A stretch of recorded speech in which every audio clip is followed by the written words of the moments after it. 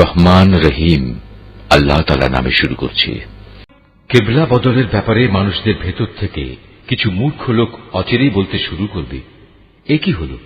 এতদিন যে কিবলার উপর তারা প্রতিষ্ঠিত ছিল, আজ কিসে তাদের সেদিক থেকে ফিরিয়ে দিল? হে নবী, তুমি তাদের বলে দাও, পূর্ব পশ্চিম সবই আল্লাহ তাআলার জন্য।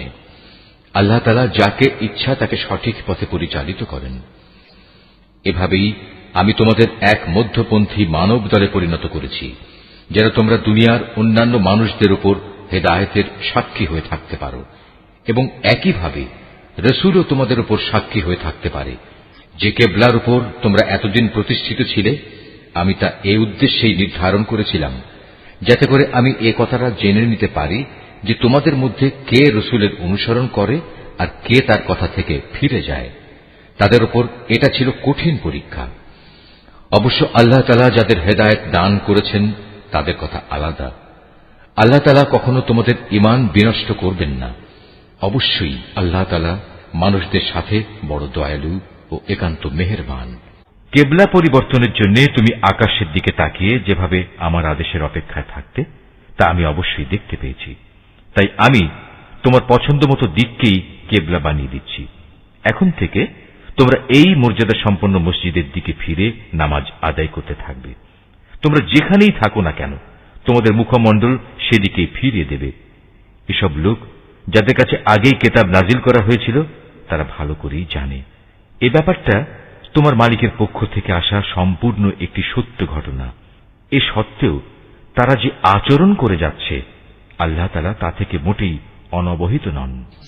যাদের ইতিপূর্বে কিতাব দান করা হয়েছে, তাদের সামনে যদি তুমি দুনিয়ার সব কয়টি প্রমাণও এনে হাজির করো, তারপরেও এরা তোমার কেবলার অনুসরণ করবে না, আর এরপর তুমিও তাদের কেবলার অনুসরণকারী হতে পারো না। তাছাড়া এদের এক দলও তো আরেক দলের কেবলার অনুসরণ করে না। আমার পক্ষ থেকে এই জ্ঞান তোমাদের কাছে পৌঁছার পর তুমি যদি তাদের ইচ্ছা আকাঙ্ক্ষার অনুসরণ করো, তাহলে অবশ্যই তুমি জালেমদের দলে শামিল হয়ে যাবে। আমি কিতাব দান করেছি, এরা তাকে এত ভালো করে চেনে যেমনি এরা চেনে আপন ছেলেদের। এদের একদল সত্য গোপন করার চেষ্টা করছে, অথচ এরা তো সবকিছুই জানে। হে নবী, তুমি তাদের বলো, তোমার মালিকের পক্ষ থেকে এ হচ্ছে একমাত্র সত্য। সুতরাং কোন অবস্থায় তোমরা সন্দেহ পোষণকারীদের দলে শামিল হও না। প্রত্যেক জাতির জন্য ইবাদতের একটা দিক নির্দিষ্ট থাকে, যেদিকে সে জাতি মুখ করে দাঁড়ায়। অতএব তোমরা আসল কল্যাণের দিকে অগ্রসর হবার কাজে একে অপরের সাথে প্রতিযোগিতা করো।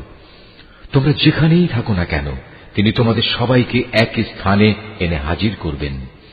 অবশ্যই আল্লাহ তাআলা সব কিছুর উপর ক্ষমতাবান। তুমি যে কোনো স্থান থেকেই বেরিয়ে আসো না কেন, নামাজের জন্য মসজিদে হারামের দিকে মুখ ফেরাও, কেননা এটাই হচ্ছে আল্লাহ তাআলার কাছ থেকে কিবলা সংক্রান্ত সঠিক সিদ্ধান্ত। আর আল্লাহ তাআলা তোমাদের কার্যাবলী সম্পর্কে মোটেই উদাসীন নন। হে নবী, যেদিক থেকেই তুমি বেরিয়ে আসবে নামাজের জন্য, সেখান থেকেই মসজিদে হারামের দিকে মুখ ফিরিয়ে দাঁড়িয়ে যেও। এ সময় যেখানেই তুমি থাকো না কেন, সে কাবার দিকে মুখ ফিরিয়ে নেবে। তাহলে প্রতিপক্ষের লোকদের কাছে তোমাদের বিরুদ্ধে খাড়া করানোর মতো কোন যুক্তি অবশিষ্ট থাকবে না। তাদের মধ্য থেকে যারা বাড়াবাড়ি করে তাদের কথা অবশ্য আলাদা। তোমরা এসব ব্যক্তিদের ভয় করো না, তোমরা বরং ভয় করো আমাকে, যাতে করে আমি তোমাদের উপর আমার নিয়ামত পূর্ণ করে দিতে পারি। এর ফলে তোমরাও সঠিক পথের সন্ধান পেতে পারো। সঠিক পথের সন্ধান দেওয়ার জন্যই আমি এভাবে তোমাদের কাছে তোমাদের মাঝ থেকেই একজনকে রসুল করে পাঠিয়েছি, যে ব্যক্তি প্রথমত তোমাদের কাছে আমার আয়াত পড়ে শোনাবে, দ্বিতীয়ত সে তোমাদের জীবন পরিশুদ্ধ করে দেবে, এবং তৃতীয়ত সে তোমাদের আমার কিতাব ও তার অন্তর্নিহিত জ্ঞান শিক্ষা দেবে। সর্বোপরি সে তোমাদের এমন বিষয়সমূহের জ্ঞান দান করবে যা তোমরা কখনো জানতে না। অতএব এসব অনুগ্রহের জন্য তোমরা আমাকেই স্মরণ করো, তাহলে আমিও তোমাদের স্মরণ করব। তোমরা আমার কৃতজ্ঞতা আদায় করো এবং কখনো তোমরা আমার অকৃতজ্ঞ হইও না। হে মানুষ, তোমরা যারা ঈমান এনেছ, পরম ধৈর্য ও খালেস নামাজের মাধ্যমে তোমরা আমার কাছে সাহায্য প্রার্থনা করো। অবশ্যই আল্লাহ তাআলা ধৈর্যশীল মানুষদের সাথে আছেন। যারা আল্লাহ তাআলার পথে নিহত হয়েছে তাদের তোমরা কখনো মৃত বলো না, বরং তারাই হচ্ছে আসল জীবিত মানুষ। কিন্তু এই বিষয়টির কিছুই তোমরা জানো না। আমি অবশ্যই ঈমানের দাবিতে তোমাদের পরীক্ষা করব, কখনো ভয়ভীতি, কখনো ক্ষুধা অনাহার, কখনো তোমাদের জান মাল ও ফসলাদির ক্ষতি সাধন করে তোমাদের পরীক্ষা করা হবে। যারা ধৈর্যের সাথে এর মোকাবেলা করে, তুমি সে ধৈর্যশীলদের জান্নাতের সুসংবাদ দান করো। যখনই তাদের সামনে কোনো পরীক্ষা এসে হাজির হয়, তখনই তারা বলে, আমরা তো আল্লাহর জন্যেই, আমাদের তো একদিন আল্লাহর কাছেই ফিরে যেতে হবে। বস্তুত এরা হচ্ছে সেসব ব্যক্তি যাদের উপর রয়েছে তাদের মালিকের পক্ষ থেকে অগণিত রহমত ও অপার করুণা, আর এরাই সঠিক পথ প্রাপ্ত। অবশ্যই সাফা এবং মারওয়া পাহাড় দুটো হচ্ছে আল্লাহ তাআলার নিদর্শনসমূহের অন্যতম। অতএব যদি তোমাদের মধ্যে কোনো লোক হজ কিংবা উমরা আদায় করার ইরাদা করে, তার জন্য এই উভয় পাহাড়ের মাঝে তাওয়াফ করাতে দোষের কিছু নেই। কেননা যদি কোনো ব্যক্তি অন্তরের নিষ্ঠার সাথে কোনো ভালো কাজ করে, তাহলে তারা যেন জেনে রাখে, নিঃসন্দেহে আল্লাহ তাআলা কৃতজ্ঞতা পরায়ণ ও প্রভূত জ্ঞানের অধিকারী। মানুষের জন্য যেসব বিধান আমি আমার কিতাবে বর্ণনা করে দিয়েছি, তারপর যারা আমার নাজিল করা সেসব সুস্পষ্ট নিদর্শন সমূহ ও পরিষ্কার পথ নির্দেশ গোপন করে, এরাই হচ্ছে সেসব লোক যাদের উপর আল্লাহ তাআলা অভিসম্পাত করেন। অভিশাপ বর্ষণ করে অন্যান্য অভিশাপকারীরাও, তবে তারা এই কাজ থেকে ফিরে আসবে এবং নিজেদের সংশোধন করে নেবে।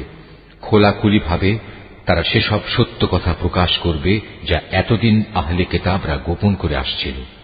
এরাই হবে সেসব লোক যাদের উপর আমি দয়া পরবশ হব। আমি পরম ক্ষমাকারী, দয়ালু। যারা কুফরি করেছে এবং এই কাফের অবস্থায় মৃত্যুবরণ করেছে, তাদের উপর আল্লাহর অভিশাপ, ফেরেশতাদের অভিশাপ, সর্বোপরি অভিশাপ সমগ্র মানবকুলের। এই অভিশপ্ত অবস্থা নিয়েই এরা সেখানে চিরদিন থাকবে। শাস্তির মাত্রা এদের উপর থেকে বিন্দু মাত্র কম করা হবে না, তাদের কোন রকম অবকাশও দেয়া হবে না। তোমাদের মাবুদ হচ্ছেন একজন, তিনি ছাড়া দ্বিতীয় কোনো মাবুদ নেই। তিনি দয়ালু, তিনি মেহেরবান। নিঃসন্দেহে আসমান জমিনের সৃষ্টির মাঝে, রাত দিনের এই আবর্তনের মাঝে, মহাসাগরে ভাসমান জাহাজসমূহে যা মানুষের জন্য কল্যাণকর দ্রব্য সামগ্রী নিয়ে ঘুরে বেড়ায়, এর সব কয়টিতে আল্লাহ তাআলার নিদর্শন মজুদ রয়েছে। আরো আছে আল্লাহ তাআলা আকাশ থেকে বৃষ্টি আকারে যা কিছু নাজিল করেন সেই বৃষ্টির পানির মাঝে। ভূমির নির্জীব হওয়ার পর তিনি এ পানি দ্বারা তাতে নতুন জীবন দান করেন। অতঃপর এই ভূখণ্ডে সব ধরনের প্রাণীর তিনি আবির্ভাব ঘটান। অবশ্যই বাতাসের প্রবাহ সৃষ্টি করার মাঝে এবং সে মেঘমালা যা আসমান জমিনের মাঝে বশীভূত করে রাখা হয়েছে, তার মাঝে সুস্থ বিবেকবান সম্প্রদায়ের জন্য নিদর্শন রয়েছে। মানুষদের মাঝে কিছু সংখ্যক এমনও রয়েছে যে আল্লাহর বদলে অন্য কিছুকে তার সমকক্ষ মনে করে। তারা তাদের তেমনি ভালোবাসে যেমনটি শুধু আল্লাহ তাআলাকেই তাদের ভালোবাসা উচিত। আর যারা সত্যিকার অর্থে আল্লাহ তাআলার উপর ঈমান আনে, তারা তো তাকেই সর্বাধিক পরিমাণে ভালোবাসবে। যারা আল্লাহর আনুগত্য না করে বাড়াবাড়ি করছে, তারা যদি আযাব স্বচক্ষে দেখতে পেত, তাহলে এরা বুঝতে পারত আসমান জমিনের সমুদয় শক্তি একমাত্র আল্লাহর জন্যই। শাস্তি দেওয়ার ব্যাপারে তিনি অত্যন্ত কঠোর। সেদিন ভয়াবহ শাস্তি দেখে হতভাগ্য লোকেরা দুনিয়ায় যাদের তারা মেনে চলত, তাদের অনুসারীদের সাথে সম্পর্ক ছেদের কথা বলবে। বলবে, আমরা তো এদের চিনিই না। এদের উভয়ের মধ্যেকার ভঙ্গুর সব সম্পর্ক সেদিন ছিন্ন বিচ্ছিন্ন হয়ে যাবে। এ হতাশাগ্রস্ত অনুসারীরা সেদিন বলবে, আবার যদি একবার আমাদের জন্য পৃথিবীতে ফিরে যাবার সুযোগ থাকত, তাহলে আজ যেমনি করে তারা আমাদের সাথে সম্পর্ক ছেদ করেছে, আমরা সেখানে গিয়ে তাদের সাথে যাবতীয় সম্পর্ক ছেদ করে আসতাম। এভাবেই আল্লাহ তাআলা তাদের সমগ্র জীবনের কর্মকাণ্ডগুলো তাদের সামনে একরাশ লজ্জা ও আক্ষেপ হিসেবে তুলে ধরবেন। তাদের জন্য যে জাহান্নাম নির্ধারিত হয়ে আছে, এরা কখনো সেই জাহান্নাম থেকে বেরিয়ে আসতে পারবে না। হে মানুষ, তোমরা আল্লাহর জমিনে যা কিছু হালাল ও পবিত্র জিনিস আছে তা খাও, এবং হালাল হারামের ব্যাপারে শয়তানের পদাঙ্ক অনুসরণ করো না। অবশ্যই সে তোমাদের প্রকাশ্য দুশমন। শয়তানের কাজ হচ্ছে সে তোমাদের সব সময় পাপ ও অশ্লীল কাজের আদেশ দেয়, যাতে করে আল্লাহ তাআলার নামে তোমরা এমন সব কথা বলতে শুরু করো যা সম্পর্কে তোমরা কিছুই জানো না। তাদের যখন বলা হয় আল্লাহ তাআলা যা কিছু নাজিল করেছেন তোমরা তা মেনে চলো, তারা বলে আমরা তো শুধু সে পথেরই অনুসরণ করব যে পথের উপর আমরা আমাদের বাপ দাদাদের পেয়েছি। তাদের বাপ দাদারা যদি এ ব্যাপারে কোনো জ্ঞান বুদ্ধির পরিচয় নাও দিয়ে থাকে, কিংবা তারা যদি হেদায়েত নাও পেয়ে থাকে, তবু কি তারা তাদের অনুসরণ করবে? এভাবে যারা হেদায়েত অস্বীকার করে তাদের উদাহরণ হচ্ছে এমন জন্তুর মতো যে তার পালের আরেকটি জন্তুকে যখন ডাক দেয় তখন পেছনে সেই জন্তুটি তার চিৎকার ও কান্নার আওয়াজ ছাড়া আর কিছুই শুনতে পায় না। মূলত এরা কানেও শোনে না, কথাও বলতে পারে না, চোখেও দেখে না। এ কারণে হেদায়েতের কথাও এরা বোঝে না। মানুষ, তোমরা যারা ঈমান এনেছ, আমি যেসব পাক পবিত্র জিনিস তোমাদের দান করেছি নিঃসংকোচে তা তোমরা খাও এবং এ নিয়ামতের জন্য আল্লাহ তাআলার শুকর আদায় করো। অবশ্য যদি তোমরা হালাল হারামের ব্যাপারে একান্তভাবে শুধু তাঁরই দাসত্ব করো। অবশ্যই তিনি মৃত জন্তুর গোশত, সব ধরনের রক্ত ও শূকরের গোশত হারাম ঘোষণা করেছেন এবং এমন সব জন্তু হারাম করেছেন যা আল্লাহ তাআলা ছাড়া অন্য কারো নামে জবাই কিংবা উৎসর্গ করা হয়েছে। তবে সে ব্যক্তির কথা আলাদা যাকে এজন্য বাধ্য করা হয়েছে। যদি সে ব্যক্তি এমন হয় যে সে আল্লাহর আইনের সীমা লঙ্ঘনকারী হয় না, অথবা যেটুকু হলে জীবনটা বাঁচে তার চেয়ে বেশি ভোগ করে তাতে অভ্যস্ত হয়ে পড়ে না, তাহলে এই অপারগতার সময় হারাম খেলে তার উপর কোনো গুনাহ নেই। অবশ্যই আল্লাহ তাআলা ক্ষমাশীল, তিনি অনেক মেহেরবান। এ সত্ত্বেও যারা আল্লাহর নাজিল করা তাঁর কিতাবের অংশবিশেষ গোপন করে রাখে এবং সামান্য বৈষয়িক মূল্যে তা বিক্রি করে দেয়, তারা এটা দিয়ে যা হাসিল করে তা হচ্ছে আগুন, যা দিয়ে তারা নিজেদের পেট ভর্তি করে রাখে। শেষ বিচারের দিনে আল্লাহ তাআলা তাদের সাথে কথা বলবেন না, তিনি তাদের সেদিন পবিত্র করবেন না। ভয়াবহ আযাব এদের জন্য নির্দিষ্ট। এরা হেদায়েতের বদলে গুমরাহির পথ কিনে নিয়েছে, ক্ষমার বদলে তারা আযাব বেছে নিয়েছে। এরা ধৈর্যের সাথে ধীরে ধীরে জাহান্নামের আগুনের উপর গিয়ে পড়েছে। এটা এই জন্যে আল্লাহ তাআলা মানব জাতির জন্য আগে থেকেই সত্য দ্বীন সহকারে কিতাব নাজিল করে দিয়েছেন। যারা এই কিতাবে মতবিরোধে লিপ্ত হয়েছে তারা সত্য ও ন্যায়ের পথ থেকে অনেক দূরে বিক্ষিপ্ত হয়ে গেছে। তোমরা তোমাদের মুখ পূর্ব দিকে ফেরাও বা পশ্চিম দিকে ফেরাও, এতে কিন্তু কোনোই কল্যাণ নিহিত নেই।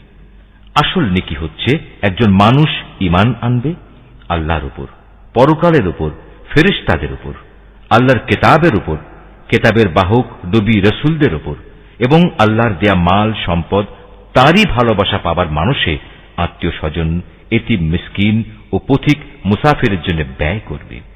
সাহায্য প্রার্থী দুস্থ মানুষ, সর্বোপরি মানুষদের কয়েদ ও দাসত্বের বন্দী দশা থেকে মুক্ত করার কাজে অর্থ ব্যয় করবে। নামাজ প্রতিষ্ঠা করবে, দারিদ্র্য বিমোচনের জন্য যাকাত আদায় করবে। তাছাড়াও রয়েছে সেসব পুণ্যবান মানুষ যারা প্রতিশ্রুতি দিলে তা পালন করে, ক্ষুধা দারিদ্র্যের সময় ও দুর্দিনে ধৈর্য ধারণ করে। মূলত এরাই হচ্ছে সত্যবাদী এবং এরাই হচ্ছে প্রকৃত আল্লাহভীরু মানুষ। হে মানুষ, যারা ঈমান এনেছ, তোমাদের জন্য নরহত্যার কিসাস তথা প্রতিশোধ কিভাবে নিতে হবে তা নির্ধারণ করে দেয়া হয়েছে এবং তা এই যে মৃত স্বাধীন ব্যক্তির বদলে স্বাধীন ব্যক্তি দণ্ডাজ্ঞা পাবে, দাসের বদলে পাবে দাস, নারীর বদলে নারীর উপর দণ্ড প্রযোজ্য হবে। অবশ্য যে হত্যাকারীকে যাকে হত্যা করা হয়েছে তার পরিবারের লোকেরা কিংবা তার ভাইয়ের পক্ষ থেকে ক্ষমা করে দেয়া হয়, তার ক্ষেত্রে কোন ন্যায়ানুগ পন্থা অনুসরণ করে তা সম্পন্ন করতে হবে। এটা তোমাদের মালিকের পক্ষ থেকে দণ্ড হ্রাস করার উপায় এবং তার একটি অনুগ্রহ মাত্র। যদি কেউ এর পরেও বাড়াবাড়ি করে তাহলে তার জন্য কঠোর শাস্তি রয়েছে। হে বিবেকবান লোকেরা, আল্লাহর নির্ধারিত এই কিসাসের মাঝেই সত্যিকার অর্থে তোমাদের সমাজ ও জাতির জীবন নিহিত রয়েছে। আশা করা যায় অতঃপর তোমরা সতর্ক হয়ে চলবে। হে ঈমানদার লোকেরা, তোমাদের জন্য এই আদেশ জারি করা হয়েছে যে যদি তোমাদের মাঝে কোনো লোকের মৃত্যু এসে হাজির হয় এবং সে যদি কিছু সম্পদ রেখে যায়, তাহলে ন্যায়ানুগ পন্থায় তা বন্টনের কাজে তার পিতামাতা ও আত্মীয় স্বজনের জন্য ওসিয়তের ব্যবস্থা রয়েছে। এটা পরহেজগার লোকদের উপর একান্ত করণীয়। যারা তার এই ওসিয়ত শুনে নেওয়ার পর নিজেদের স্বার্থে তা পাল্টে নিল, তাদের জানা উচিত এটা বদলানোর অপরাধের দায়িত্ব তাদের উপরই বর্তাবে। আল্লাহ তাআলা সবকিছুই শোনেন এবং সবকিছুই তার জানা। অবশ্য কারো যদি ওসিয়তকারীর কাছ থেকে এই ধরনের আশঙ্কা থাকে যে সে পক্ষপাতিত্ব করে কারো প্রতি অবিচার করে গেছে কিংবা কারো সাথে এর ফলে নাইনসাফি করা হয়েছে, তাহলে যদি সদিচ্ছা নিয়ে মূল বিষয়টি সংশোধন করে নেয়, এতে তার কোনো দোষ হবে না। আল্লাহ তাআলা বড়ই ক্ষমাশীল, মেহেরবান। হে মানুষ, তোমরা যারা ঈমান এনেছ, তোমাদের উপর রোজা ফরজ করে দেয়া হয়েছে, যেমনি করে ফরজ করা হয়েছিল তোমাদের পূর্ববর্তী লোকদের উপর, যেন তোমরা এর মাধ্যমে আল্লাহকে ভয় করতে পারো। রোজা ফরজ করা হয়েছে কয়েকটি নির্দিষ্ট দিনের জন্য। তারপরেও কেউ যদি সেই দিনগুলোতে অসুস্থ হয়ে যায় কিংবা কেউ যদি তখন সফরে থাকে, সে ব্যক্তি সমপরিমাণ দিনের রোজা সুস্থ হয়ে অথবা সফর থেকে ফিরে এসে আদায় করে নেবে। এর পরেও যাদের উপর রোজা একান্ত কষ্টকর হবে, তাদের জন্য এর বিনিময়ে ফেদিয়া থাকবে, এবং তা হচ্ছে একজন গরিব ব্যক্তিকে তৃপ্তি ভরে খাবার দেয়া। অবশ্য যদি কোনো ব্যক্তি এর চাইতে বেশি দিয়ে ভালো কাজ করতে চায়, তাহলে এ অতিরিক্ত কাজ তার জন্য হবে একান্ত কল্যাণকর। তবে এ সময় তোমরা যদি রোজা রাখতে পারো, তাই তোমাদের জন্য ভালো। তোমরা যদি রোজার উপকারিতা সম্পর্কে জানতে যে এতেই কল্যাণ রয়েছে। রোজার মাস এমন একটি মাস যাতে কোরআন নাজিল করা হয়েছে, আর এই কোরআন হচ্ছে মানব জাতির জন্য পথের দিশা, সৎ পথের সুস্পষ্ট নিদর্শন, মানুষদের জন্য হক বাতিলের পার্থক্যকারী। অতএব তোমাদের মধ্যে যে ব্যক্তি এ মাসটি পাবে, সে এতে রোজা রাখবে। তবে যদি সে অসুস্থ হয়ে পড়ে কিংবা সফরে থাকে, সে পরবর্তী কোনো সময় গুনে গুনে সেই পরিমাণ দিন পূরণ করে নেবে।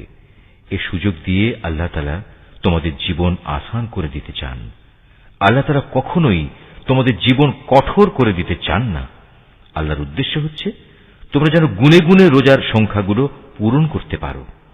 আল্লাহ তাআলা তোমাদের কোরআনের মাধ্যমে জীবন যাপনের যে পদ্ধতি শিখিয়েছেন, তার জন্য তোমরা তার মাহাত্ম্য বর্ণনা করতে এবং তার কৃতজ্ঞতা আদায় করতে পারো।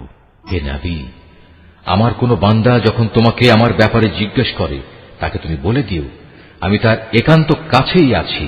আমি আহ্বানকারীর ডাকে সাড়া দিই যখন সে আমাকে ডাকে।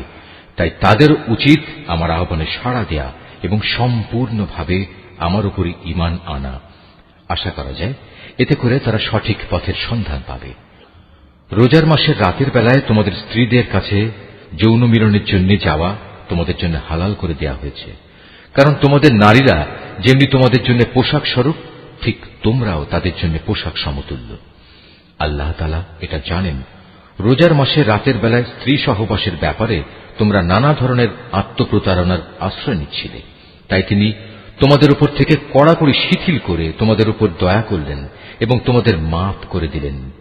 এখন তোমরা চাইলে তাদের সাথে সহবাস করতে পারো, এবং এ ব্যাপারে আল্লাহ পাক তোমাদের জন্য যা বিধিবিধান কিংবা সন্তান লিখে রেখেছেন তা সন্ধান করো।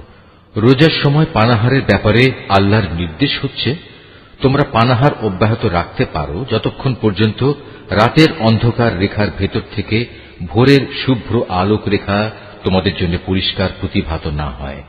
অতঃপর তোমরা রাতের আগমন পর্যন্ত রোজা পূর্ণ করে নাও। তবে মসজিদে যখন তোমরা ইতিকাফ অবস্থায় থাকবে, তখন নারী সম্ভোগ থেকে বিরত থেকো। এই হচ্ছে আল্লাহ তাআলার নির্ধারিত সীমারেখা। অতএব তোমরা কখনো এর কাছেও যেও না।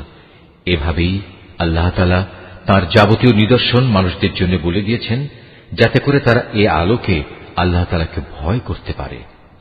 তোমরা একে অন্যের অর্থ সম্পদ অন্যায় অবৈধভাবে আত্মসাৎ করো না। আবার জেনে বুঝে অন্যায়ভাবে অন্যের সম্পদ ভোগ করার জন্য এর একাংশ বিচারকদের সামনে ঘুষ কিংবা উপঢৌকন হিসেবেও পেশ করো না। নবী, তারা তোমাকে নতুন চাঁদগুলো ও তাদের বাড়া কমা সম্পর্কে জিজ্ঞেস করবে। তুমি তাদের বলে দাও, মূলত এগুলো হচ্ছে মানব জাতির জন্য একটি স্থায়ী সময় নির্ঘণ্ট, যার মাধ্যমে মানুষরা দিন তারিখ সম্পর্কে জানতে পারে। তাছাড়া এর মাধ্যমে লোকেরা হজের সময়সূচিও জেনে নিতে পারে। এহরাম বাঁধার পর পেছন দরজা দিয়ে ঘরে প্রবেশ করার মাঝে কোনো সওয়াব নেই। আসল নেকি হচ্ছে কে আল্লাহ তাআলাকে ভয় করল তা দেখা। এখন থেকে ঘরে ঢোকার সময় সামনের দুয়ার দিয়েই তোমরা আসা যাওয়া করো। তোমরা একমাত্র আল্লাহ তাআলাকে ভয় করবে। আশা করা যায় তোমরা কামিয়াব হতে পারবে। তোমরা আল্লাহ তাআলার পথে সেসব লোকের সাথে লড়াই করো যারা তোমাদের সাথে লড়াই করে, কিন্তু কোনো অবস্থায় সীমা লঙ্ঘন করো না, কারণ আল্লাহ তাআলা কখনো সীমা লঙ্ঘনকারীদের পছন্দ করেন না। যেখানেই তোমরা তাদের পাও সেখানেই তোমরা তাদের হত্যা করো। যেসব স্থান থেকে তারা তোমাদের বহিষ্কার করে দিয়েছে তোমরাও তাদের সেসব স্থান থেকে বের করে দাও। জেনে রেখো, ফিতনা, ফাসাদ, দাঙ্গা হাঙ্গামা, নরহত্যার চাইতেও বড় অপরাধ তোমরা কাবা ঘরের পাশে কখনো তাদের সাথে যুদ্ধে লিপ্ত হলো না, যতক্ষণ পর্যন্ত তারা সেখানে তোমাদের আক্রমণ না করে। তারা যদি তোমাদের সাথে যুদ্ধ করে তাহলে তোমরা তাদের সাথে যুদ্ধ করো। এভাবেই কাফেরদের শাস্তি দেয়া হয়। তবে তারা যদি যুদ্ধ বিগ্রহ থেকে ফিরে আসে তাহলে মনে রেখো, আল্লাহ তাআলা বড়ই ক্ষমাশীল ও দয়ার আধার। তোমরা তাদের সাথে লড়াই করতে থাকো যতক্ষণ না জমিন থেকে ফিতনা নির্মূল হয়ে যায় এবং আল্লাহর জমিনে আল্লাহর দেয়া জীবন ব্যবস্থা পূর্ণাঙ্গভাবে আল্লাহর জন্য নির্দিষ্ট হয়ে যায়।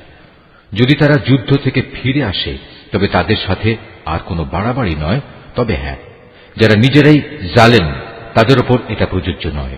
একটি সম্মানিত মাসের বদলেই একটি সম্মানিত মাস আশা করা যাবে।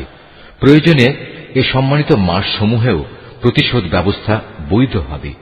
এ সময়ে যদি কেউ তোমাদের উপর হস্ত প্রসারিত করে তাহলে তোমরাও তাদের উপর তেমনি হস্ত প্রসারিত করে জবাব দাও। তবে সর্বদাই আল্লাহকে ভয় করতে থাকো।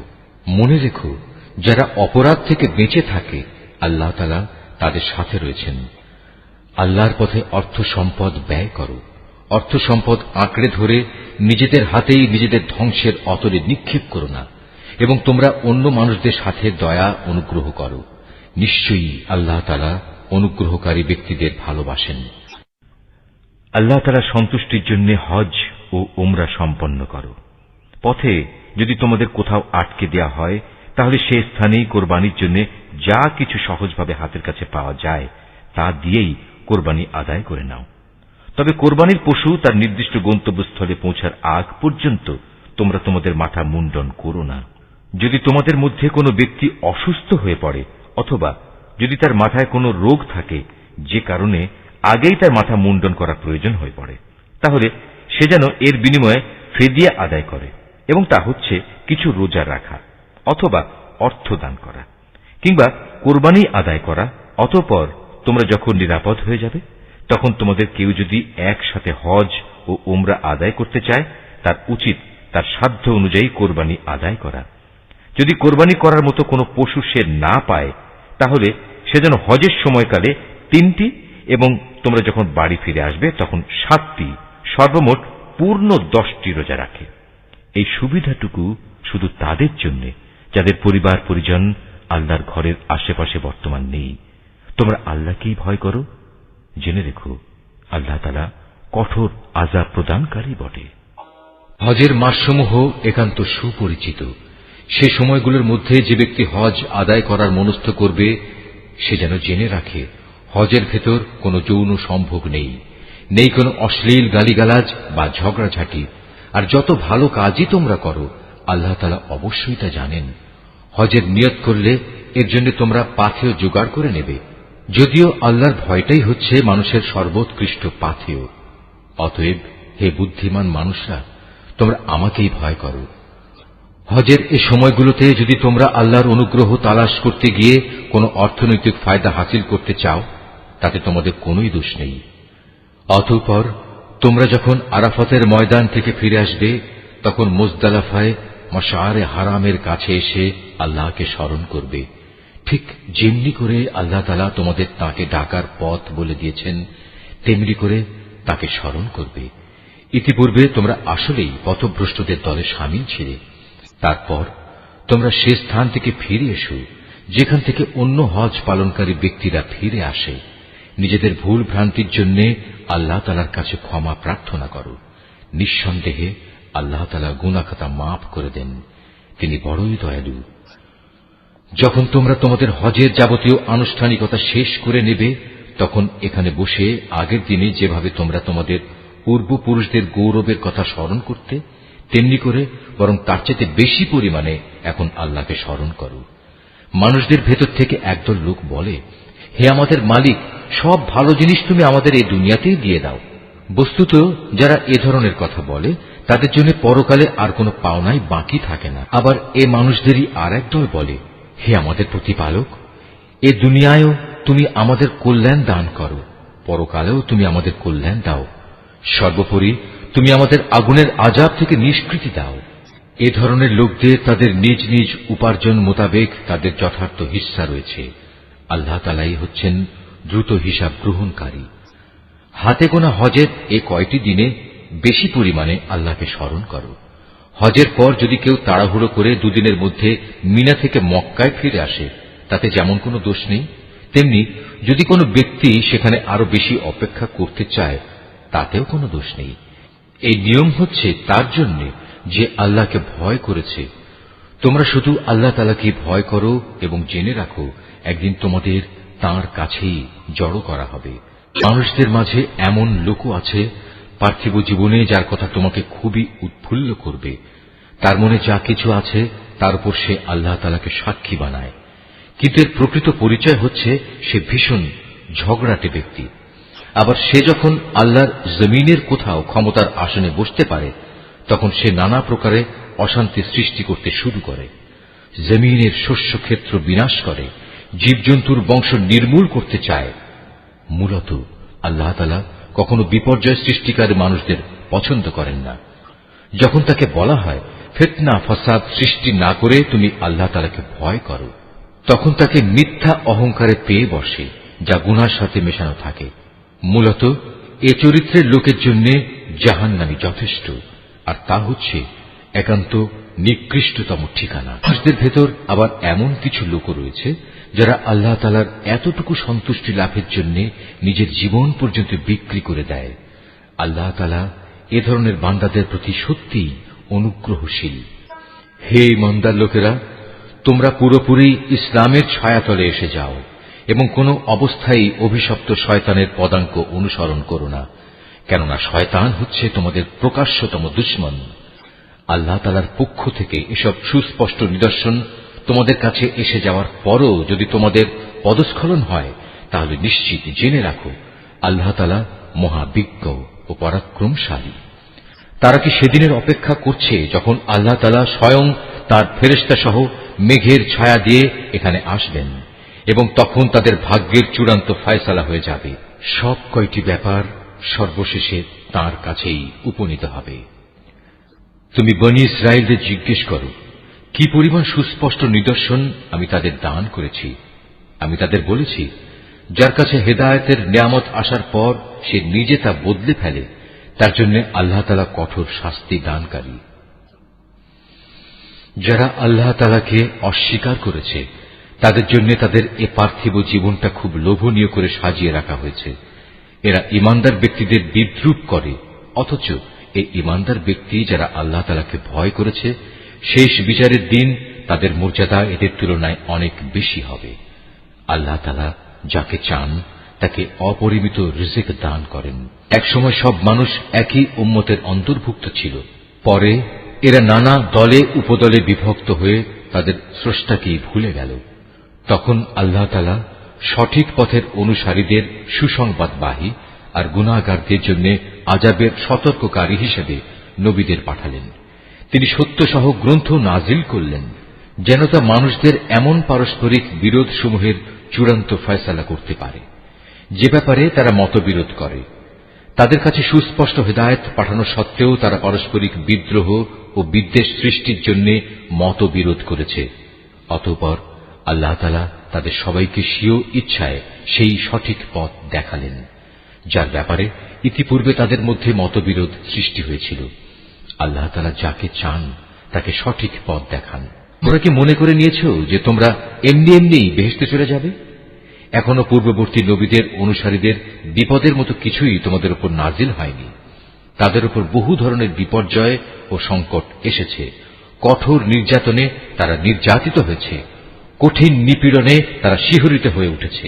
এমনকি স্বয়ং আল্লাহর নবী ও তার সঙ্গী সাথীরা অত্যাচারে অতিষ্ঠ হয়ে এক পর্যায়ে এই বলে আর্তনাদ করে উঠেছে, আল্লাহ তাআলার সাহায্য কবে আসবে? আল্লাহ তাআলা তাঁর প্রিয়জনদের সান্ত্বনা দিয়ে বললেন, অবশ্যই আল্লাহ তাআলার সাহায্য অতি নিকটে। তারা তোমার কাছে জানতে চাইবে তারা কি কি খাতে খরচ করবে। তুমি তাদের বলে দাও, যা কিছুই তোমরা তোমাদের পিতা মাতার জন্য, আত্মীয় স্বজনদের জন্য, এতিম অসহায় মিসকিনদের জন্য এবং মুসাফিরের জন্য খরচ করবে, তাই আল্লাহ তাআলা গ্রহণ করবেন। যা ভালো কাজ তোমরা করবে, আল্লাহ তাআলা তা অবশ্যই জানতে পারবেন। সত্য প্রতিষ্ঠা ও অসত্য নির্মূল করার জন্য যুদ্ধ তোমাদের উপর ফরজ করে দেয়া হয়েছে, আর এটাই তোমাদের ভালো লাগে না। কিন্তু তোমাদের জেনে রাখা উচিত, এমন কোন জিনিস তো থাকতে পারে যা তোমাদের ভালো লাগে না, অথচ তাই তোমাদের জন্য কল্যাণকর। আবার একইভাবে এমন কোন জিনিস যা তোমাদের খুবই ভালো লাগবে, কিন্তু পরিণামে তা হবে তোমাদের জন্য খুবই ক্ষতিকর। আল্লাহ তাআলাই সব চাইতে ভালো জানেন, তোমরা কিছুই জানো না। সম্মানিত মাস ও তাতে যুদ্ধ করা সম্পর্কে তারা তোমাকে জিজ্ঞেস করবে। তুমি তাদের বলে দাও, এই মাসে যুদ্ধ বিগ্রহ করা অনেক বড় গুনার কথা, কিন্তু আল্লাহর কাছে এর চাইতে বড় গুনাহ হচ্ছে আল্লাহর পথ থেকে মানুষদের ফিরিয়ে রাখা, আল্লাহকে অস্বীকার করা, খানায়ে কাবার দিকে যাওয়ার পথ রোধ করা ও সেখানকার অধিবাসীদের সেখান থেকে বের করে দেয়া। আর আল্লাহ দ্রোহিতার ফিতনা, ফাসাদ, হত্যাকাণ্ডের চাইতেও অনেক বড় অন্যায়। এ কারণেই এরা তোমাদের সাথে এ মাসসমূহে লড়াই বন্ধ করে দেবে বলে তুমি ভেবো না। তারা তো পারলে বরং তোমাদের সবাইকে তোমাদের ইসলামী জীবন বিধান থেকেও ফিরিয়ে নিতে চাইবে। যদি তোমাদের কোনো ব্যক্তি তার দ্বীন থেকে ফিরে যায়, অতঃপর সে মৃত্যু মুখে পতিত হয় এমন অবস্থায় যে সে সুস্পষ্ট কাফের ছিল, তাহলে তারাই হবে সে লোক যাদের যাবতীয় কর্মকাণ্ড দুনিয়া আখিরাতে বিফলে যাবে, আর এরাই হবে জাহান্নামের অধিবাসী। সেখানে তারা চিরদিন থাকবে। যারা ঈমান এনেছে, যারা হিজরত করেছে এবং আল্লাহর পথে জিহাদ করেছে, তারাই আল্লাহ তাআলার পক্ষ থেকে অনুগৃহীত হবার আশা করতে পারে। আল্লাহ তাআলা ক্ষমাশীল, অত্যন্ত দয়ালু। নবী, এরা তোমাকে মদ ও জুয়া সম্পর্কে জিজ্ঞেস করবে। তুমি তাদের বলে দাও, এ দুটো জিনিসের মধ্যে অনেক বড় ধরনের পাপ রয়েছে। যদিও মানুষের জন্য এর কিছু কিছু ব্যবসায়িক উপকারিতাও রয়েছে, কিন্তু এ উভয়ের ধ্বংসকারী গুনাহ তার ব্যবসায়িক উপকারিতার চাইতে অনেক বেশি। তারা তোমাকে এও জিজ্ঞেস করে তারা নেক কাজে কি কি খরচ করবে। তুমি তাদের বলো, দৈনন্দিন প্রয়োজন পূরণের পর যা অতিরিক্ত তাই। আল্লাহ তাআলা এভাবে তোমাদের জন্য তাঁর আয়াতসমূহ খুলে খুলে বলে দেন, যাতে করে তোমরা এ নিয়ে চিন্তা ভাবনা করতে পারো। এ নির্দেশ তোমাদের ইহকাল ও পরকালের কল্যাণের জন্যই। তোমাকে তারা এতিমদের ব্যাপারে জিজ্ঞেস করবে। তুমি বলো, তাদের জন্য গৃহীত সব পন্থাই উত্তম, যদি তোমরা তোমাদের ধন সম্পদ তাদের সাথে মিশিয়ে ফেলো, তাতে কোনো দোষ নেই, কারণ তারা তো তোমাদেরই ভাই। আর আল্লাহ তাআলা এটা ভালো করেই জানেন কে ন্যায়ানুগ পন্থায় আছে আর কে ফাসাদি স্বভাবের লোক। আল্লাহ তাআলা চাইলে এ ব্যাপারে আরো অধিক কড়াকড়ি আরোপ করতে পারতেন। নিঃসন্দেহে আল্লাহ তাআলা ক্ষমতাবান এবং কুশলীও। তোমরা কখনো কোনো মুশরিক নারী বিয়ে করো না, যতক্ষণ না তারা ঈমান আনে। মনে রেখো, একজন মুসলমান দাসীও একজন ঐতিহ্যবাহী মুশরিক নারীর চাইতে উত্তম, যদিও এ মুশরিক নারীটি তোমাদের বেশি ভালো লাগে। হে মুসলিম মহিলারা, তোমরা কখনো কোনো মুশরিক পুরুষদের বিয়ে করো না, যতক্ষণ না তারা আল্লাহর উপর ঈমান আনে। কেননা একজন ঈমানদার দাসও একজন উঁচু খানদানের মুশরিক ব্যক্তির চাইতে ভালো, যদিও এ মুশরিক ব্যক্তিটি তোমাদের ভালো লাগে। আসলে এরা তোমাদের জাহান্নামের আগুনের দিকেই ডেকে নেবে। আর আল্লাহ তাআলা হামেশাই তার মোমেন বান্দাদের তার আদেশ বলে জান্নাত ও ক্ষমার দিকে আহ্বান জানান, এবং এজন্যে তিনি তার আয়াতসমূহ মানুষদের কাছে স্পষ্ট করে বর্ণনা করেন, যাতে করে তারা উপদেশ গ্রহণ করতে পারে। হে নবী, তারা তোমার কাছ থেকে মহিলাদের মাসিক ঋতুকাল ও এ সময়ে তাদের সাথে দৈহিক মিলন সম্পর্কে জানতে চাইবে। তুমি তাদের বলো, আসলে মহিলাদের এ সময়টা হচ্ছে একটি অপবিত্র ও কষ্টকর অবস্থা, কাজেই ঋতুস্রাবকালে তাদের সঙ্গ বর্জন করবে এবং তোমরা দৈহিক মিলনের জন্য তাদের কাছে যেও না, যতক্ষণ না তারা পুনরায় পবিত্র হয়। অতঃপর তারা যখন পুরো পাক সাফ হয়ে যায় তখন তোমরা তাদের কাছে যাও। দৈহিক মিলনের যে পদ্ধতি আল্লাহ তাআলা শিখিয়ে দিয়েছেন সেভাবে যাবে। আল্লাহ তাআলা অবশ্যই সেসব লোকদের ভালোবাসেন যারা আল্লাহর দিকেই ফিরে আসে এবং যারা পাক পবিত্রতা অবলম্বন করে। তোমাদের স্ত্রীরা হচ্ছে তোমাদের জন্য সন্তান উৎপাদনের ফসল ক্ষেত্র। তোমরা তোমাদের এই ফসল ক্ষেত্রে যেভাবে ইচ্ছা সেভাবেই গমন করো।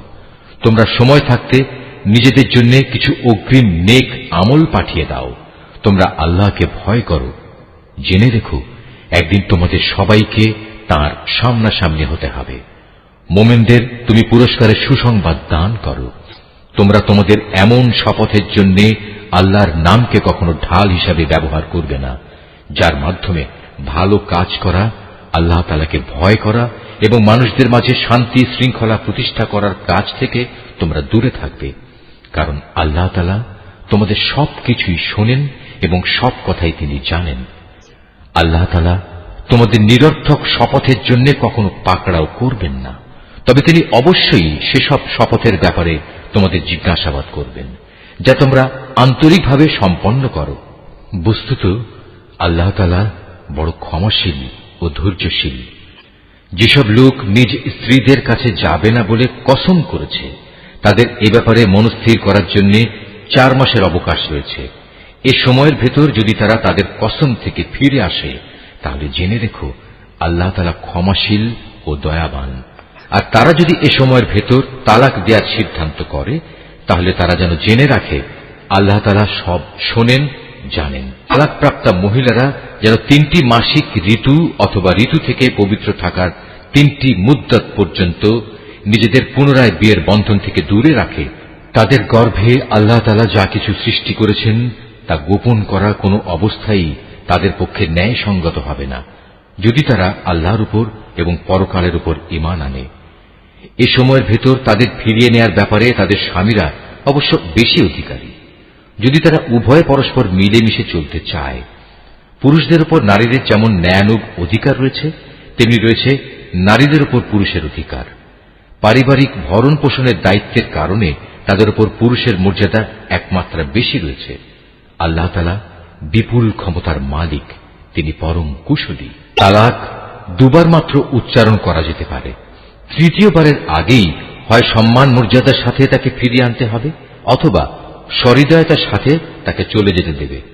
তোমাদের জন্য এটা কোনো অবস্থায় ন্যায়সঙ্গত নয় যে বিয়ের আগে যা কিছু তোমরা তাদের দিয়েছ তা তাদের থেকে ফিরিয়ে নেবে।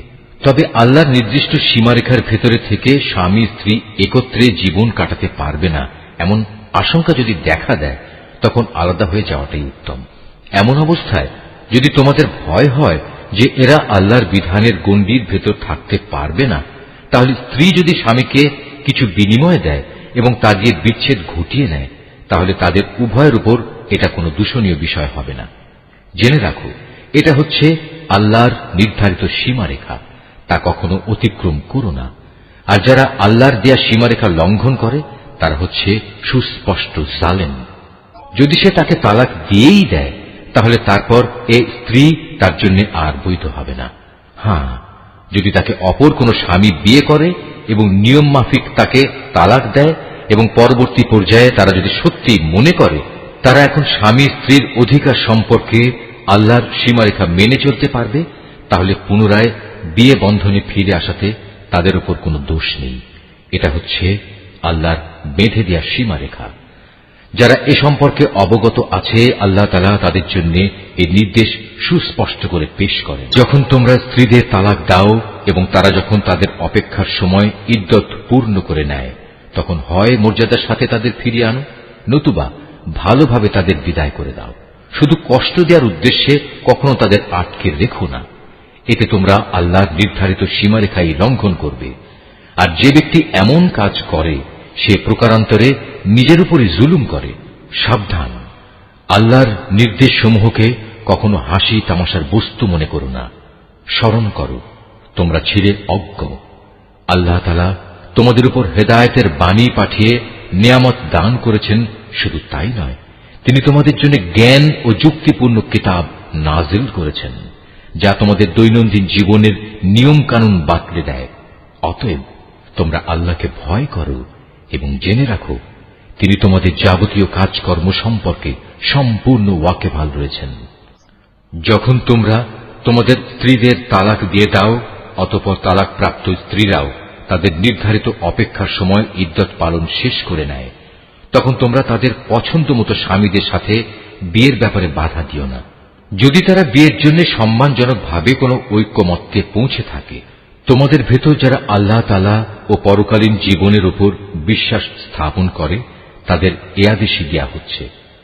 মূলত এটা তোমাদের জন্য অধিক সম্মানের এবং অনেক পবিত্র কর্মধারা, কারণ আল্লাহ তাআলা জানেন তোমরা কিছুই জানো না। মায়েদের পুরো 2 বছরই সন্তানকে বুকের দুধ খাওয়ানো উচিত। এ নিয়ম তার জন্য যে চায় সন্তানের দুধ খাওয়ানো পুরো মাত্রায় আদায় করুক। সন্তানের পিতা দুধ খাওয়ানোর জন্য মায়েদের সম্মানজনক ভরণ পোষণ সুনিশ্চিত করবে। কোন ব্যক্তির উপর তার সাধ্যাতীত বোঝা চাপিয়ে দেওয়া যাবে না। পিতার সঙ্গতির কথা ভাবতে গিয়ে দেখতে হবে মায়েরাও যেন আবার নিজ সন্তান নিয়ে বেশি কষ্টে না পড়ে যায়, এবং পিতাকেও যেন সন্তান জন্ম দেওয়ার কারণে অযথা কষ্টে পড়ে যেতে না হয়, সেটাও খেয়াল রাখতে হবে। সন্তানের পিতার অবর্তমানে তার উত্তরাধিকারীদের উপর সন্তানের জন্মদাত্রী মায়ের অধিকার এভাবেই বহাল থাকবে। তবে কোন পর্যায়ে পিতামাতা যদি পারস্পরিক সম্মতি ও পরামর্শের ভিত্তিতে আগেভাগেই সন্তানের দুধ ছাড়িয়ে নিতে চায়, তাতেও তাদের উপর কোনো দোষের কিছু নেই। তোমরা যদি নিজেদের বদলে অন্য কাউকে সন্তানের দুধ খাওয়ানোর জন্য নিয়োগ করতে চাও, এবং যদি দুগ্ধদাত্রীর পাওনা যথাযথভাবে বুঝিয়ে দেয়া হয়, তাতেও কোনো গুনাহ নেই। সর্বাবস্থায় আল্লাহ তাআলাকে ভয় করো এবং জেনে রেখো, তোমরা যা কিছুই করো আল্লাহ তাআলা তার সব কিছুই দেখতে পান। তোমাদের মধ্যে যারা মৃত্যু মুখে পতিত হয় এবং তারা যদি তাদের স্ত্রীদের জীবিত রেখে যায়, সে অবস্থায় স্ত্রীরা যদি বিয়ে করতে চায়, তাহলে তারা তাদের নিজেদের 4 মাস 10 দিন পর্যন্ত সময় বিয়ে থেকে বিরত থাকবে। অপেক্ষার এ সময়টুকু যখন তারা পূরণ করে নেবে, তখন নিজেদের বিয়ের ব্যাপারে তারা ন্যায়ানুগ পন্থায় যা ইচ্ছা তাই করতে পারবে, এবং এই বিষয়টিতে তাদের উপর কোনো গুনাহ নেই। মূলত তোমরা যে যাই করো না কেন, আল্লাহ তাআলা সব কাজেরই খবর রাখেন। এমনকি সে অপেক্ষার সময় শেষ হওয়ার আগেও তোমরা কেউ যদি তাকে বিয়ে করার জন্য পয়গাম পাঠাও, কিংবা তেমন কোনো ইচ্ছা যদি তোমরা নিজেদের মনের ভেতর লুকিয়েও রাখো, তাতেও তোমাদের উপর কোনো দোষ নেই, কেননা আল্লাহ তাআলা এটা ভালো করেই জানেন। তাদের কথা অবশ্যই তোমরা বারবার মনে করবে, কিন্তু সাবধান, আড়ালে আপনাদের থেকে গোপনে তাদের বিয়ের কোনো প্রতিশ্রুতি দিও না। তাদের সাথে কখনো তোমাদের কথা বলতে হলে তা বলবে সম্মানজনক পন্থায়, আর ইদ্যত অপেক্ষার শরীয়ত সম্মত সময় শেষ হবার আগে কখনো তার সাথে বিয়ের সংকল্প করো না। জেনে রেখো, তোমাদের মনের সব ইচ্ছা অভিসন্ধির কথা কিন্তু আল্লাহ তাআলা ভালো করেই জানেন। অতএব তোমরা একমাত্র তাঁর থেকেই সতর্ক হও, এবং একথাও জেনে রেখো আল্লাহ তাআলা অত্যন্ত ধৈর্যশীল, মহান ক্ষমাশীল। স্ত্রীদের শারীরিকভাবে স্পর্শ করা কিংবা তাদের জন্য মোহরের কোনো অঙ্ক নির্ধারণের আগেই যদি তোমরা তাদের তালাক দাও, তাতে শরীয়তের দৃষ্টিতে তোমাদের উপর কোনো গুনাহ নেই। এ পরিস্থিতিতে মোহরের কোনো অঙ্ক নির্ধারিত না হলেও তাদের ন্যায়ানুগ পন্থায় কিছু পরিমাণ অর্থ আদায় করে দেবে। ধনী ব্যক্তির উপর এটা হবে তার নিজ ক্ষমতা অনুযায়ী, এবং গরিব ব্যক্তির উপর হবে তার সঙ্গতি অনুযায়ী। এটা নেককার লোকদের উপর আরোপিত স্ত্রীদের একটি অধিকার বটে। যদি এমন হয় তোমরা তাদের শারীরিকভাবে স্পর্শ করনি, কিন্তু মোহরের অঙ্ক নির্ধারিত করে নিয়েছ, এমত অবস্থায় যদি তোমরা তাদের তালাক দাও, তাহলে তাদের জন্য থাকবে নির্ধারিত মোহরের অর্ধেক পরিমাণ, যা আদায় করে দিতে হবে। হ্যাঁ, তালাকপ্রাপ্তা স্ত্রী নিজের থেকে যদি তোমাদের তা মাফ করে দেয়, কিংবা যে স্বামীর হাতে বিয়ের বন্ধন রয়েছে সে যদি স্ত্রীকে নির্দিষ্ট পরিমাণের বেশি দিয়ে অনুগ্রহ দেখাতে চায়, তাহলে তা হবে আল্লাহ ভীতিরও একান্ত কাছাকাছি। কখনো একে অপরের প্রতি দয়া ও সহৃদয়তা দেখাতে ভুলো না, কারণ তোমরা কে কি কাজ করো তার সবকিছুই আল্লাহ তাআলা পর্যবেক্ষণ করছেন। তোমরা নামাজ সমূহের উপর গভীরভাবে যত্নবান হও, বিশেষ করে মধ্যবর্তী নামাজ এবং আল্লাহর জন্য বিনীতভাবে দাঁড়িয়ে থাকো। অতঃপর যদি তোমরা ভীতিপ্রদ কোনো অবস্থার সম্মুখীন হও, তখন প্রয়োজনে তোমরা নামাজ পড়বে পায়ের উপর দাঁড়িয়ে কিংবা সওয়ারের উপর থাকা অবস্থায়।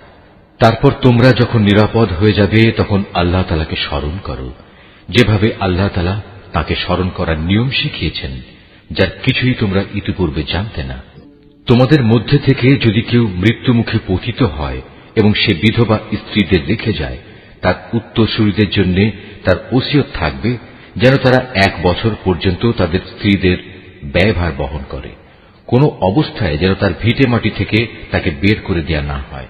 এই সময় পূরণ হবার আগে যদি তারা নিজেরাই বের হয়ে যায় এবং তারা নিজেদের ব্যাপারে কোনো ভিন্ন সিদ্ধান্ত করে কোনো সম্মানজনক ব্যবস্থা করে নেয়, তাহলে এজন্য তোমাদের উপর কোনো দোষ পড়বে না। আল্লাহ তাআলা সবার উপর শক্তিশালী, তিনি বিজ্ঞ কুশলীও। স্বামীদের উপর তালাকপ্রাপ্তা মহিলাদের জন্য ন্যায়সঙ্গত ভরণ পোষণের দায়িত্ব থাকবে। আল্লাহ তাআলাকে যারা ভয় করে, এটা তাদের উপর আরোপিত দায়িত্ব। এভাবেই আল্লাহ তাআলা তাঁর আয়াতগুলো তোমাদের জন্য সুস্পষ্ট করে বলে দিয়েছেন, যাতে করে তোমরা বুঝতে পারো। তুমি কি তাদের পরিণতি দেখোনি, যারা মৃত্যুর ভয়ে নিজেদের ভিটে মাটি ছেড়ে বেরিয়ে এসেছিল, অথচ তারা সংখ্যায় ছিল হাজার হাজার। তাদের এ কাপুরুষোচিত আচরণে রুষ্ট হয়ে আল্লাহ তাআলা তাদের বললেন, তোমরা নিপাত হয়ে যাও। অতঃপর একসময় তাদের বংশধররা সাহসিকতার সাথে জালেমের মোকাবেলা করল। আল্লাহ তাআলা তাদের পুনরায় সামাজিক ও রাজনৈতিক জীবন দান করলেন। আল্লাহ তাআলা এ ধরনের সাহসী মানুষদের উপর সর্বদাই অনুগ্রহশীল, কিন্তু মানুষদের অধিকাংশই এজন্য আল্লাহর কৃতজ্ঞতা আদায় করে না। হে মুসলমানরা, কাপুরুষতা না দেখিয়ে তোমরা আল্লাহর পথে লড়াই করো এবং একথা ভালো করে জেনে রাখো, আল্লাহ তাআলা যেমন সব শোনেন তেমনি তিনি সবকিছু জানেনও। তোমাদের মধ্যে থেকে কে এমন হবে যে আল্লাহকে উত্তম ঋণ দেবে? যে কেউই আল্লাহকে ঋণ দেবে সে যেন জেনে রাখে, আল্লাহ তাআলা ঋণের সে অঙ্ক তার জন্য বহু গুণ বাড়িয়ে দেবেন। আল্লাহ তাআলা কাউকে ধনী আবার কাউকে গরিব করে দেন, আর সবশেষে তোমাদের ধনী গরিব সবাইকে তো একদিন তার কাছেই ফিরে যেতে হবে। তুমি কি বনি ইসরাইল দলের কতিপয় নেতা সম্পর্কে চিন্তা করনি, যখন তারা মুসার আগমনের পর তদানীন্তন নবীর কাছে বলেছিল, আমাদের জন্য একজন বাদশা ঠিক করে দাও, যেন তার সাথে আমরা আল্লাহর পথে লড়াই করতে পারি। আল্লাহর সে নবী তাদের বলল, তোমাদের অবস্থা আগের লোকদের মধ্যে এমন হবে না তো যে আল্লাহ তাআলা তোমাদের লড়াইয়ের আদেশ দেবেন এবং তোমরা লড়াই করবে না? তারা বলল, আমরা কেন আল্লাহর পথে লড়ব না, বিশেষ করে যখন আমাদের নিজেদের বাড়ি ঘর থেকে আমাদের বের করে দেওয়া হয়েছে, আমাদের ছেলে মেয়েদেরও বের করে দেওয়া হয়েছে। অতঃপর যখন সত্যি সত্যি তাদের আল্লাহর পক্ষ থেকে যুদ্ধের আদেশ দেয়া হল, তখন কতিপয় সাহসী বান্দা ছাড়া তাদের অধিকাংশই ময়দান ছেড়ে পালিয়ে গেছে। আসলে আল্লাহ তাআলা জালেমদের ভালো করেই জানেন। তাদের নবী তাদের বলল, আল্লাহ তাআলা তালুতকে তোমাদের উপর বাদশা নিযুক্ত করে পাঠিয়েছেন। একথা শুনে তারা বলল, তার কি অধিকার আছে যে আমাদের উপর রাজত্ব করার? বাদশাহীর অধিকার বরং তার চাইতে আমাদেরই বেশি রয়েছে। তাছাড়া অর্থ প্রাচুর্যও তো তার বেশি নেই। আল্লাহর নবী বলল, শাসন ক্ষমতার জন্য আল্লাহ তাআলা তাকেই বাছাই করেছেন এবং এ কাজের জন্য তার শারীরিক যোগ্যতা ও জ্ঞান প্রতিভা আল্লাহ তাআলা বাড়িয়ে দিয়েছেন। আসলে আল্লাহ তাআলা যাকে চান তাকেই তার রাজ ক্ষমতা দান করে থাকেন। তার ভান্ডার অনেক প্রশস্ত। আল্লাহ তাআলা যাকে চান তাকেই রাজত্ব দেন। আল্লাহ তাআলা প্রাচুর্যময় ও মহাবিজ্ঞ। তাদের নবী তাদের আরো বলল, আল্লাহ তাআলা যাকে পাঠাচ্ছেন তার বাদশাহীর অবশ্যই একটা চিহ্ন থাকবে এবং তা হচ্ছে সে তোমাদের সামনে হারানো সিন্দুকটি এনে হাজির করবে। এতে তোমাদের জন্য আল্লাহর পক্ষ থেকে সান্ত্বনা ও প্রশান্তির বিষয় থাকবে। তাছাড়া এ অমূল্য সিন্দুকে মুসা ও হারুনের পরিবার পরিজনের কিছু রেখে যাওয়া জিনিসপত্রও থাকবে। আল্লাহ তাআলার নির্দেশে তার ফেরেশতারা এই সিন্দুক তোমাদের জন্য বহন করে আনবে। যদি তোমরা বিশ্বাস স্থাপন করো তাহলে তোমরা দেখবে এ সব কিছুতে তোমাদের জন্য এক ধরনের নিদর্শন রয়েছে। তো পেয়ে তালুত নিজ বাহিনী নিয়ে যখন এগিয়ে গেল, তখন সে তার লোকদের বলল, আল্লাহ তাআলা একটি নদীর পানি দিয়ে তোমাদের পরীক্ষা করবেন। যদি তোমাদের মধ্যে কেউ এর পানি পান করে তাহলে সে আর আমার দলভুক্ত থাকবে না, আর যে ব্যক্তি তা খাবে না সে অবশ্যই আমার দলভুক্ত থাকবে। তবে কেউ যদি তার হাত দিয়ে সামান্য এক আঁজলা পানি খেয়ে নেয় তা ভিন্ন কথা। অতঃপর সেখানে গিয়ে হাতে গোনা কয়েকজন লোক ছাড়া আর সবাই তৃপ্তি ভরে পানি পান করল। এ কয়জন লোক যারা তার কথায় তার সাথে ঈমান এনেছিল, তারা এবং তালুত যখন নদী পার হয়ে এগিয়ে গেল তখন তারা নিজেদের দীনতা দেখে বলে উঠল, হে আল্লাহ, আজ জালুত এবং তার বিশাল বাহিনীর মোকাবেলা করার শক্তি আমাদের নেই। এ সময় তাদেরই সাথী বন্ধুরা যারা জানত তাদের আল্লাহর সামনে হাজির হতে হবে, তারা বলল, ইতিহাসে এমন অনেকবারই দেখা গেছে আল্লাহর সাহায্য নিয়ে একটি ক্ষুদ্র দলও বিশাল সেনাবাহিনীর উপর জয়ী হয়েছে। কেননা আল্লাহ তাআলা ধৈর্যশীলদের সাথেই থাকেন। তারপর যখন সে তার সৈন্য নিয়ে মোকাবেলা করার জন্য দাঁড়ালো তখন তারা আল্লাহর কাছে সাহায্য চেয়ে বলল, হে আমাদের মালিক, তুমি আমাদের সবরের তৌফিক দান করো, দুশমনের মোকাবেলায় আমাদের কদম অটল রাখো এবং অবিশ্বাসী কাফেরদের মোকাবেলায় তুমি আমাদের সাহায্য করো। লড়াইয়ের ময়দানে তারা তাদের পর্যুদস্ত লাঞ্ছিত করে দিল এবং দাউদ আল্লাহর সাহায্য নিয়ে জালুতকে হত্যা করল। আল্লাহ তাআলা তাকে দুনিয়ার রাজত্ব দান করলেন এবং তাকে রাজ ক্ষমতা চালানোর কৌশল শিক্ষা দিলেন। আল্লাহ তাআলা তাকে নিজ ইচ্ছা মতো আরো বহু বিষয়ে জ্ঞান দান করলেন। আসলে আল্লাহ তাআলা যদি যুগে যুগে একদল লোককে দিয়ে আর একদল লোককে শায়েস্তা না করতেন তাহলে এই ভূখণ্ড ফিতনা ফাসাদে ভরে যেত, কিন্তু আল্লাহ তাআলা তা চাননি। কেননা আল্লাহ তাআলা এ সৃষ্টিকুলের উপর বড়ই অনুগ্রহশীল। এ কিতাবে বর্ণিত এসব ঘটনা হচ্ছে আল্লাহর এক একটা নিদর্শন মাত্র, যা যথাযথভাবে আমি তোমাকে শুনিয়েছি। এর কোন ঘটনাই তো তুমি জানতে না, তুমি অবশ্যই আমার পাঠানো নবী রসুলদের একজন।